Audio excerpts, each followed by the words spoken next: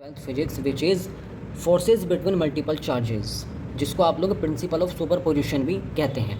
तो बहुत सारे चार्जेस के बीच में फोर्स को कैसे कैलकुलेट करेंगे आप, ये मैं इस वीडियो में आपको बताऊंगा। 7वां टॉपिक है, एनसीईआरटी एक्सप्लेनेशन दूंगा, आपको पता ही है। तो चलिए स्टार्ट करते हैं। तो सबसे पहले आप एक ओरिजिन ले लेंगे ओ। इस ओरिजिन से क्यू, यहाँ पे मेरा चार्ज Q2 है, ठीक है, और यहाँ पे मेरा चार्ज Q3 है। तो ओरिजिन से इस चार्ज की डिस्टेंस मेरी कितनी हो जाएगी बताइएगा आप? R3, ठीक है।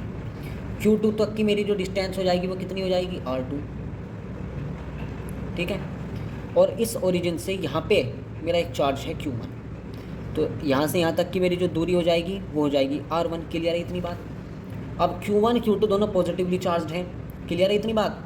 तो ये Q2 Q1 पे कुछ फोर्स लगाएगा, ठीक है, ठीक है, जो कि होगा मेरा F12। क्यों होगा F12? क्योंकि Q1 से Q2 की डिस्टेंस मेरी R12 है। क्लियर है? क्लियर है इतनी बात? अब ये ओरिजिन, ये R1 और ये Q1, ठीक है, तो इस पे भी कुछ फोर्स लगेगा आपका F1 खाली, क्योंकि यहाँ पे कोई दूसरा चार्ज नहीं है। ये Q3 भी इस Q1 पे कुछ फोर्स लगाएगा, दोनों पॉजिटिवली चार्ज हैं, ठीक है, इस डायरेक्शन में, और ये इस डायरेक्शन में फोर्स लगाएगा। इस डायरेक्शन में जो फोर्स लगेगा तो कितना हो जाएगा आपका फोर्स? F13, ठीक। क्लियर? Q1 से Q3 तक की दूरी मेरी R13 होगी, ठीक है। अब देखते हैं क्या होता है। अब देखिए, अब सबसे पहले लिखेंगे force on Q1 due to Q2, ठीक है, तो वो फोर्स लगेगा मेरा F12, ठीक है। Q2 के कारण Q1 पे फोर्स मेरा F12 है, तो F12 कितना होगा मेरा? कूलम्ब्स लॉ लगा दो, 4πε0 Q1 Q2 अपॉन R12, इन दोनों के बीच की जो डिस्टेंस है। कैसे आया ये? From Coulomb's law.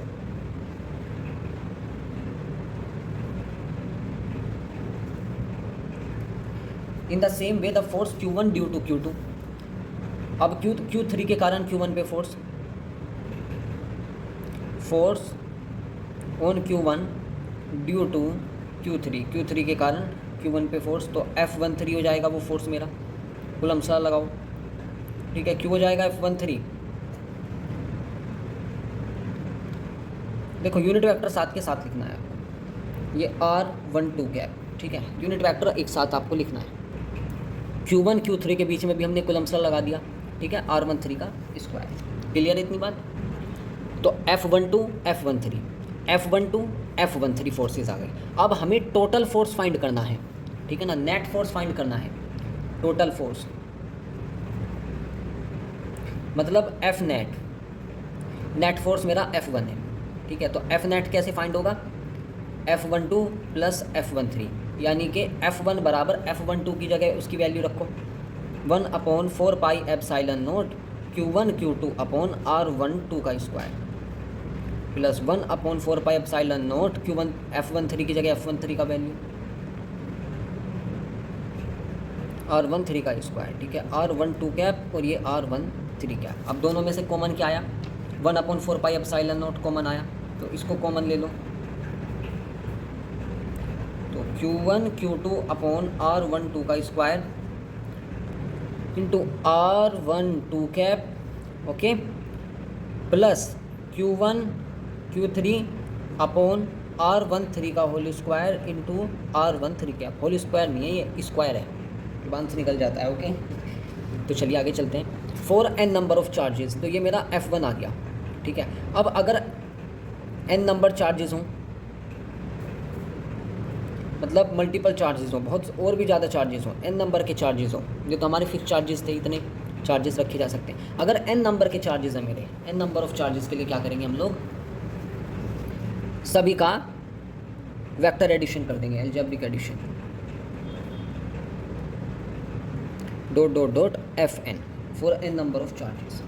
तो उसी प्रकार कॉमन क्या आ जाएगा? 1/4πε0 कॉमन आ जाएगा सभी में से, और Q1 Q2 अपॉन R12 का स्क्वायर इंटू R12 कैप, ठीक है, plus Q1 Q3 upon R13 का स्क्वायर और R13 कैप, और n नंबर के लिए हो जाएगा मेरा Q1 इंटू Qn, क्योंकि पता नहीं n नंबर ऑफ चार्जेस हैं, तो डिस्टेंस भी उनका R1n हो जाएगा,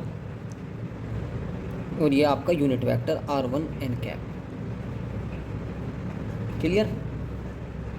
तो ये आपका आया क्या, सुपरपोजिशन प्रिंसिपल। ठीक है, और अगर और भी इसको इस तरह से भी लिख सकते हैं आप लोग कि Q1 upon 4 pi epsilon not. ठीक है, ये मेरा समेशन हो गया, समेशन मतलब सम के लिए, सभी का अलजेब्रिक सम के लिए। ठीक है, और अगर मेरा आई का वैल्यू 2 है तो कहाँ तक, n नंबर ऑफ चार्जेस तक, और Q1 अपॉन R1i का स्क्वायर, मतलब जितना भी वो है आपका, इंटू R1i क्या, इस तरह से भी लिख सकते हैं। हालांकि अगर आप इसको यहाँ पे भी छोड़ दोगे तो वो भी ठीक है, तो यहाँ तक ही करना आप। ओके, तो इसका जो है आपको समझ नहीं आएगा, कन्फ्यूज़न क्रिएट होगा इसमें आपको। ठीक है, तो आप यहाँ तक ही करना इसको। ओके, तो ये था आपका सुपरपोजिशन प्रिंसिपल। आप इसको एक बार अच्छे से रीड करेंगे तो यहाँ पे आपने एक बात नोटिस की होगी कि यहाँ पे फॉलो हुआ है आपका parallelogram rule, parallelogram law of vector addition. Okay, ये लो यहाँ पे फॉलो हुआ। अब सुपरपोजिशन प्रिंसिपल क्या कहता है, अब पढ़ेंगे इसके मेन मुद्दे की बात, ये नोट करने वाली बात है। Force on any charge due to number of other charges, अगर किसी चार्ज पे फोर्स लग रहा है तो जो दूसरे चार्जेस हैं, जो दूसरे चार्जेस के कारण उस चार्ज पे फोर्स लग रहा है, जैसे Q2 Q3, तो इस चार्ज पर दूसरे चार्जेस द्वारा जो फोर्स लग रहा है ना, वो सभी का जो वहाँ उस कंडीशन में जो नेट फोर्स होगा वो सभी फोर्सेस का सम हो जाएगा। ठीक है, अगर आपको F नेट निकालना है तो सभी फोर्सेस का जो सम होगा जो उस चार्ज पे लग रहा है, दूसरे चार्जेस द्वारा जो फोर्सेस लग रहे हैं इस चार्ज पे, उन सभी का वेक्टर सम हो जाएगा। ठीक है, is the vector sum of, तो इसको आप अच्छे से तैयार कर लेंगे। बाकी डेरिवेशन मैंने ये आपको छोटा सा करके दिखाई दिया। NCERT का डेरिवेशन है जो कि मैंने करके दिखाया आपको, तो इसको आप अच्छे से प्रिपेयर कर लेंगे। थोड़ा राइटिंग ख़राब आ रहा है उसके लिए सॉरी बहुत बहुत, लेकिन आप इसको अच्छे से पढ़ेंगे, रीड करेंगे। Okay, thank you.